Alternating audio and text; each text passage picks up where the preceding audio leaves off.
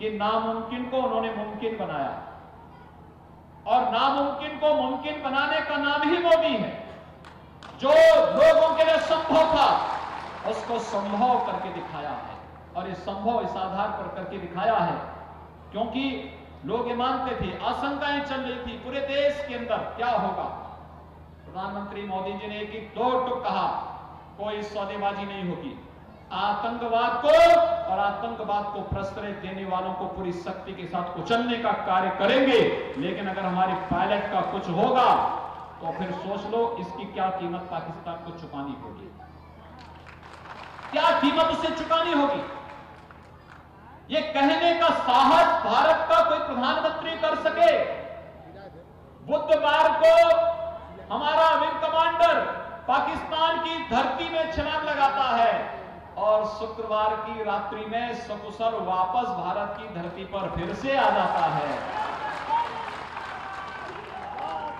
पूरे भारत को गौरव की अनुभूति करनी चाहिए मोदी जी के नेतृत्व की एक ऐसी सरकार पर, और अपने जवानों के इस शौर्य और पराक्रम पर भी, जिन्होंने भारत का सम्मान दुनिया के अंदर एक बार फिर बढ़ाया है। और ये पहली बार नहीं हुआ, आपने देखा होगा इससे पहले पाकिस्तान की सेनाएं भारत की सीमा में घुसती थी और हम शांति के बहाने मौन रहते थे। अब आपने देखा होगा 2014 के बाद कई बार भारतीय सेना पाकिस्तान के अंदर जाकर के पूरा होकर के आती है। कोई आतंकवादी दिखता है, वो आतंकवादी को वहीं घेर करके भारत की सेना सुरक्षित वापस आती है। हमने सुई यानी घड़ी की जो सुई है उसको उल्टा घुमाया है। पहले पाकिस्तान के लोग ऐसा करते थे, आज भारत की सेना ऐसा कर रही है।